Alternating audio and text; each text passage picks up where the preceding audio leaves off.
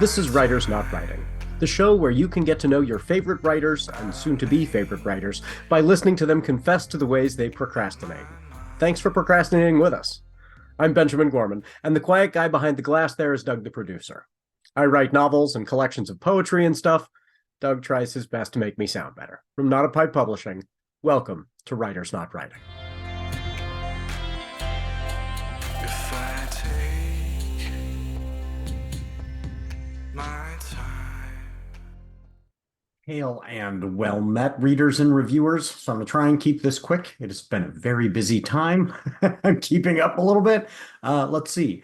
I may have sold my house today. Think we found a price on that. Sold one of the remaining of the two cars. So almost everything is now sold, donated, or thrown away. You learn interesting things when you're doing that. One of the things that has been striking to me this week is I don't have an end table next to my bed anymore.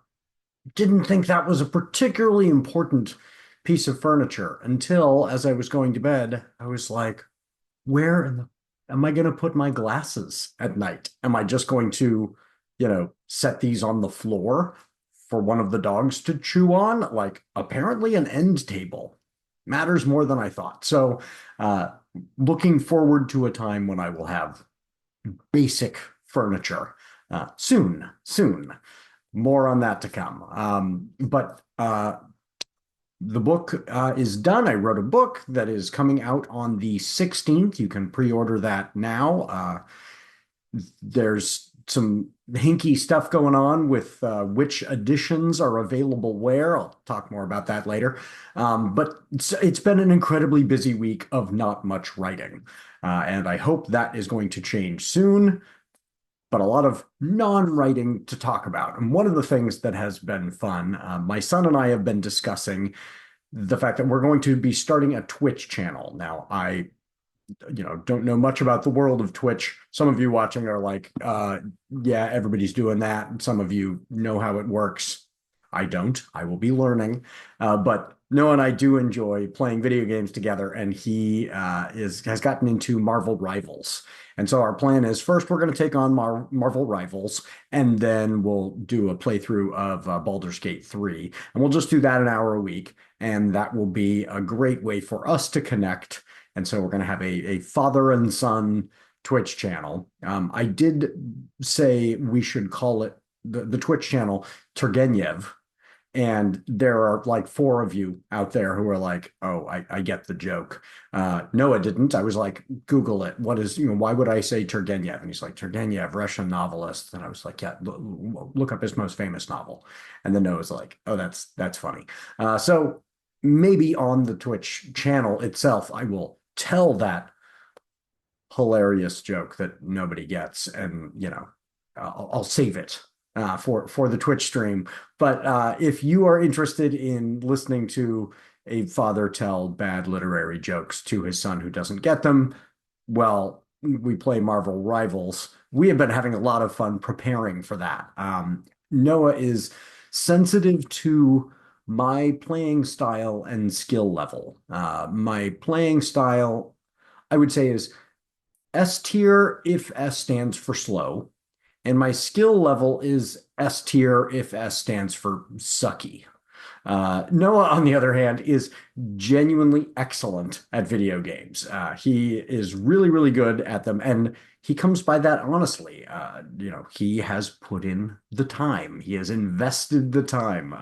As I'm talking to authors, sometimes, when I'm doing talks to groups of adult authors, I talk about Malcolm Gladwell's book Outliers, where he talks about 10,000 hours being kind of a requisite for expertise. Apparently, there's some research that has shown that people who are in various fields have to put in roughly the same amount of time to become experts, whether those are athletes or musicians, and it tends to be around 10,000 hours, and then you're at the top of your game, whatever your game may be.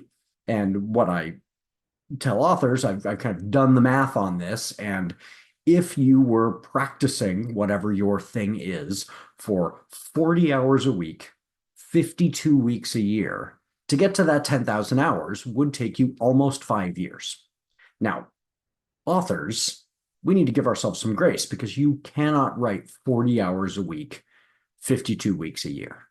I don't think I have never achieved that. 40 hours a week, no vacations, no breaks, full time, 40 hours a week. If somebody out there is currently doing 40 hours a week, 52 weeks a year, I would love to hear from you and hear how that's going, because that sounds like a lot to me. I mean, are you also not finding time to read books? Because that's an intrinsic part of being a writer.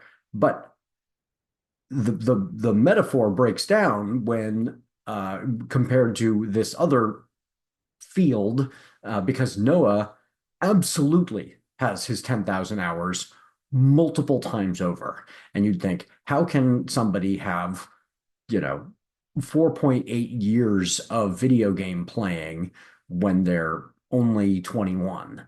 Well, he absolutely put in 40 hours a week, 52 weeks a year. He is a gamer. He spends an incredible amount of time. When he was young, much to my frustration, and then I would have to kind of check myself, and I would go, I would be grousing about, oh, we're spending so much time doing this, and then I would have to realize, like, when I was his age, I was spending that much time reading comic books and driving my own father crazy, who was going, why aren't you out doing this other thing, that I would have done when my dad was young, right? So I had to kind of check myself and go, this is his thing. And then there was a global pandemic. And I'll bet that during that global pandemic, he put in his 4.8 years in 2 years. That was how he got through. He played all the time. It was how he socialized. He was on Discord and playing simultaneously with his friends. So he's messaging them and they're talking on their headsets and they're playing. So it was his social interaction. It was, gaming kept him sane. He handled COVID lockdowns far better than I did, because he was able to engage in this way that was already natural to him. So he is practiced, and he does have a style. When we are playing together, I'll hang back. I'm very hesitant, not just in gaming, in life. I want to be careful, make sure I'm doing things correctly. And Noah, I remember when we were playing, I think it was Halo 4 that first introduced the feature where you could backstab. So you could hit a character from behind, an enemy from behind, and they would go to this little cinematic, and you would backstab this person. And Noah would do this thing. So I'm hanging back, and I'm trying to not snipe. I'm not talented enough to be a sniper, but I'm laying down suppressing fire from behind, from a ways back, where I feel safe. I'll often, an enemy will run up at me and I'll literally run backwards while shooting at them. Noah, on the other hand, would charge directly at them. And as he's going at them, he's, tossing grenades and doing everything else he needs to do. And then he would leap over them and managed to backstab them in this motion. And he got so good at this that he could do whole levels. Those of you who know Halo know this is pretty amazing. He could do whole levels just with melee attacks, just with, this is not a game where you're designed to be hitting people, but you have the ability, kind of in an emergency, to hit somebody who's gotten up too close, or with this new feature, to backstab them. And he could do an entire level just either hitting or backstabbing enemies. So that is his style, is charge ahead, and take out the enemies while his old man hangs back and goes, you're too close, that's scary, right? So we have these different playing styles and skill levels, and he's been going through, as he's trying out all the characters in Marvel Rivals, he's thinking, who would be the best for you to play, Dad? Who's essentially easy, in the sense that they don't require a lot of combinations that are particularly complex. They have a responsibility on the team that is pretty minimal, so that if you suck, it doesn't ruin the experience for everybody else on your team. It doesn't cause the whole team to lose. So he's going through and helping me find the characters. And I think if you want to watch somebody play with extreme patience with a teammate who is not nearly as talented, you'll want to check out that Twitch channel once we get that up, and that should be in the next few weeks. So keep an eye out for that. But I am looking forward to that, and I highly, highly recommend not sucking at video games, not even necessarily watching my own Twitch stream, but I want to recommend to everyone out there, have a kid who wants to hang out with you and who you want to hang out with when they're an adult. Like, my son today came over and just helped me move boxes into storage for, like 5 hours. And we were laughing about as I was driving him back to his apartment. The drive time to his apartment is probably the difference in what it would have taken me to do it on my own, right? I could have done in 6 hours what I did, thanks to him, in only 5. And then I added an hour of driving. And that's totally worth it, because it meant I got to spend 5 hours with him. And he wanted to not just be helpful, which parenting win, a kid who just wants to be helpful.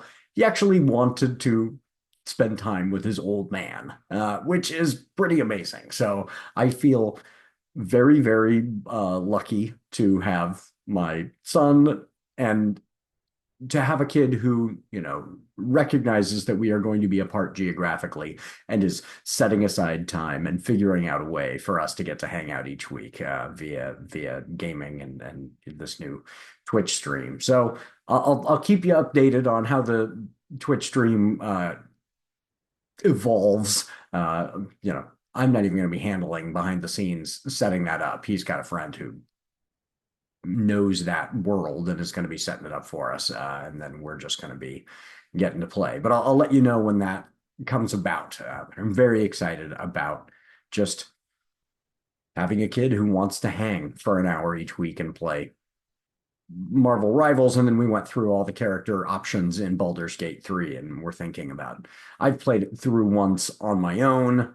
I chose Wizard. That was not a good choice. Very complicated. It was fun, but it was not the easiest character to play. And Noah's played them all. He's done multiple playthroughs of Baldur's Gate 3. Yes, those of you who know Baldur's Gate 3, multiple playthroughs. Yes, he's done that. And so he's able to tell me, what we've got some plans that I think will be fun for that too. So I mentioned last week that I have a new book coming out that'll drop on the 16th. You can now pre-order the Kindle version for $3 on Amazon, or you can pre-order the print edition on Barnes & Noble. I don't know why the print edition isn't showing up yet on bookshop.org. That would be my preference, is, support your local independent bookstore if you like your books on paper. If, it's not yet available on Amazon in the print edition either, and I know that's where a lot of folks still get their books. I get it. Can't all escape the corporate oligarchs all the time. But regardless of the way that you like books or where you find books, if you could please check that one out when it drops, and share about it on your social media. I think you'll be surprised by it. It explains why I'm leaving the United States, and I think you're going to be surprised because it's not the first thing you expect, which don't want to give away too much, but that's a little tease there. Whatever went through your head when you went, oh, he's leaving the United States, I'll bet this is why. It's not that. So check that out. I think it will surprise you. And if you're curious and you don't have $3 for that Kindle version, reach out to me. Send an email to the publishing company, Not a Pipe Publishing, at notapipepublishing@gmail.com, and let me know, and I will send you a free copy. It's not about making a ton of money. If I could have made the book 99 cents, I would have. Amazon did not make that an option. So $2.99 was the lowest I could go. And so let me know, and I'll send you a free copy as long as you would review it. I just want to know what you think. It's a book about ideas. It's designed to be written in such a way that hopefully it's fun, but it's an explanation. And so I tried to make it fun, and I want to know what you think about that. So if that's something you'd be interested in, please shoot the company off an email, and we'll get you a free digital copy in whatever format you would like. In fact, let me know in the email whether you prefer EPUB or .mobi as a file format. That's what Kindle uses. So a Kindle version, or if you have another kind of e-reader, or you just want a PDF, whatever. I will send that to you in exchange for a review. I just really want your thoughts on that.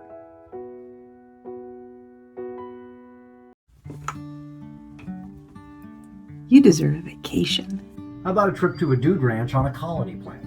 Or a journey to a universe where wizards call lightning down from the sky and calm rumbling volcanoes? Or a holiday tour of the major cities of Europe with vampires and werewolves and witches as guides. Or maybe just a nice hot sudsy bath with a book of poetry that will make you cry and sigh and laugh. We've got you covered. A paperback will appear on your doorstep each month to whisk you away, and you'll return refreshed, enlightened, and ready to make the world we share a brighter place for everyone. Or if you prefer, you can sign up for a quarterly subscription and get 4 YA titles, 4 adult titles, or 4 collections of poetry per year. Plus, you'll get book club questions from the author before you start the book and an interview with the author afterwards. So, if you are in a book group or want to start one, this is everything you need in a kit. Will we occasionally throw in some extra surprises just to say thank you to our members? Of course. You can also give someone their very own membership with all of the rights and privileges pertaining thereto. So, find a reward level that's right for you. And share this with your friends. Join the Indulge Your Shelf book club today. Your bookshelves deserve a little pampering. In a universe where pirates can be gods, and gods are more than they appear, only one thing is precious: family. And it's only a matter of time before she betrays hers. Welcome to the new world. Now watch it burn in the 7 Stars Saga on Amazon.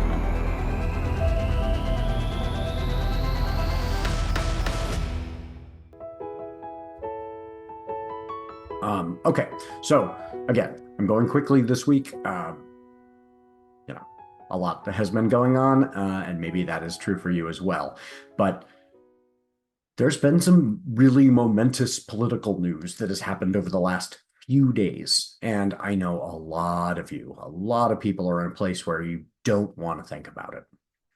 And I want to remind you, you are also in a place where choosing not to think about it will not inoculate you against the consequences. You cannot cure cancer by pretending you don't have symptoms. And you can't cure this country's cancer by pretending it isn't deeply sick. And that was evident this week. Here are 3 examples. First, you probably heard about Trump's sentencing for his felony convictions. So the soon-to-be felon-in-chief was sentenced to an unconditional discharge.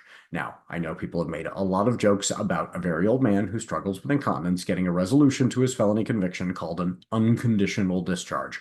And good for you.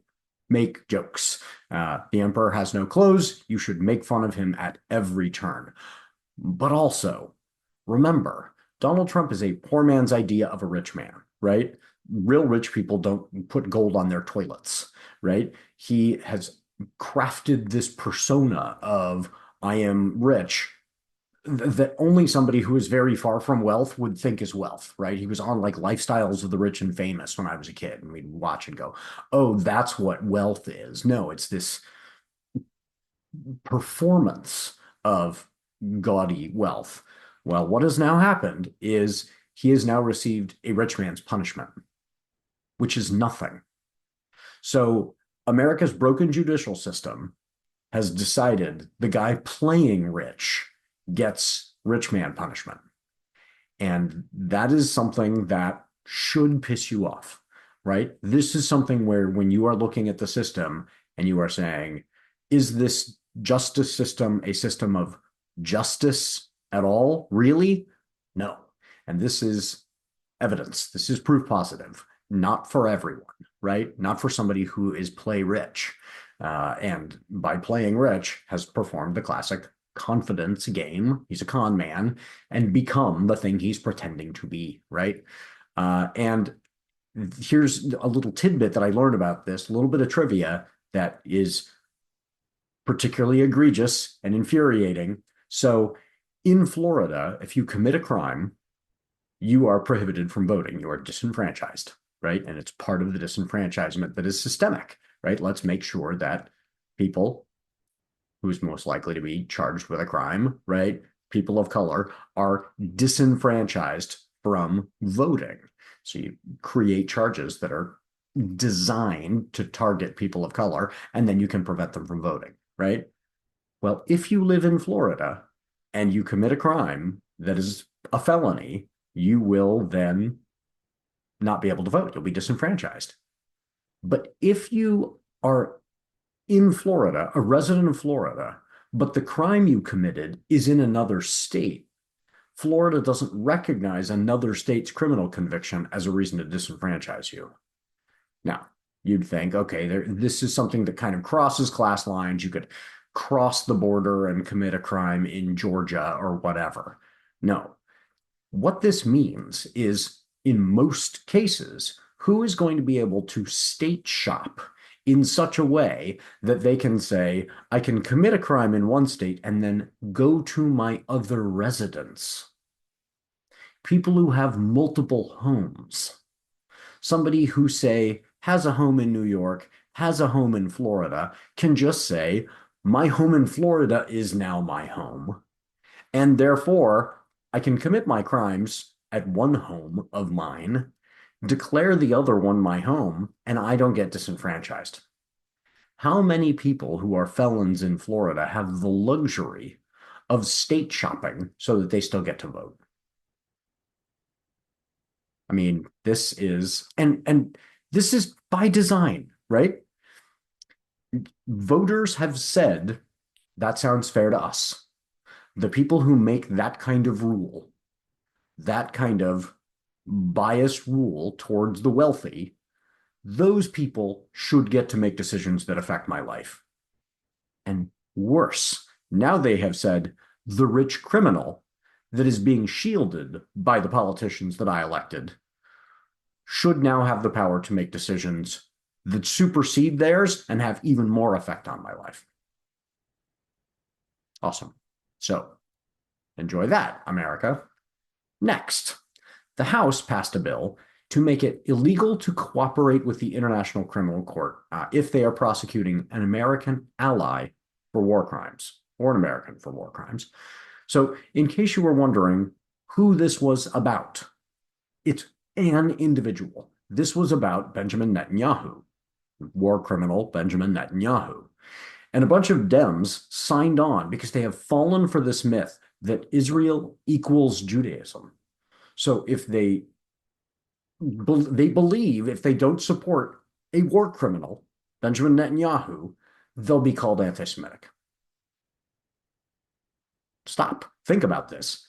By the transitive property, they are equating the action of a war criminal with Judaism, which is, wait for it, anti-Semitic. But here's the thing. Trump is going to get to decide who are America's allies. Now, I know there are other people who get to weigh in on that, but do you honestly think there's anybody in the majority party in Congress who is going to stand up to him? No. So, if he were to decide, Vladimir Putin is now our ally, Russia is now our ally, then anyone in the United States who was cooperating with the International Criminal Court in convicting Vladimir Putin for war crimes, he has committed many war crimes, America would be, that American who cooperated would now be violating American law. America is no stranger to war crimes, but we used to pretend we didn't like them. And pretending matters. It's not as good as actually not committing the war crimes, but by pretending, we used the International Criminal Court to go after people we didn't like, right? And so in so doing, we empowered the International Criminal Court, and that did prevent some war crimes. It didn't prevent ours a lot of the time, but the pretext probably did prevent some of ours. The message to our soldiers, to our, was don't do these things because we are cooperating with the International Criminal Court that's prosecuting this other government for doing that same thing. And when you take away the pretext, even though we were hypocritical about it, you are going to increase the number of war crimes, right? It was never great, but it was better than fighting against the International Criminal Court. So now we're saying to the world, convicting people for committing war crimes is actually bad if those people are our friends. But if those people are our friends, committing war crimes is fine with us. So what do you think is going to happen? More war crimes. And the Senate, feeling left out, passed a bill that would make it possible for a person who has done nothing wrong. Remember, in the American system of justice, theoretically, people are innocent until proven guilty.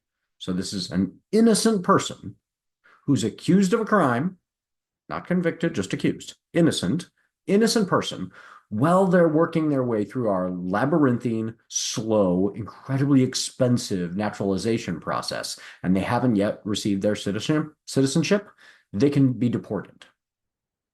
So somebody gets accused of shoplifting. They didn't shoplift. They have not been convicted of shoplifting, but while they are accused and going through the process of getting their citizenship, deported. And this same bill made it possible for a DA in a state to sue Homeland Security for not enforcing draconian immigration policy. So you're in a city that doesn't want to participate in something like ICE raids in schools. You call yourself a sanctuary city, and all the liberals feel good about this thing they've done at the local level to make their city more welcoming. And it really was something that made their city more welcoming. Now, a local DA is going to say, I have to participate. Or some other DA, maybe a prosecutor at the state level, maybe in another locality here in the same state, is going to sue Homeland Security for not enforcing in my jurisdiction. So I've got to play along. And this is going to lead to what Timothy Snyder calls obeying in advance. Instead of testing, instead of pushing back and saying, no, I'm not going to participate in ripping families apart. I'm not going to participate in rounding up kids in schools. Local law enforcement is going to participate out of fear of potential consequences. So there go your sanctuary cities, liberals. That happened this week. It's MAGA nation now, whether you like it or not. That's this week's news. And again, you're probably saying, oh, I've gleaned some insight into why Ben is leaving the country. And it's not exactly what you think. So if you are curious, I will have a lot more to say when I can more safely say it. So keep an eye out for me on all the socials. I'm going to be posting a lot of videos this week when I am in a place where I can speak more safely. I hope you stay safe this week and this year and these next 4 years. And I hope you don't believe that avoiding political news will save you. There are things you can do. Putting your head in the sand will not work. Okay, on that happy note, have a good week, and I will see you on social media on every, other platform, even before next week. I look forward to seeing you there, and check out the book if you get a chance. Talk to you later, everybody. If I take my time.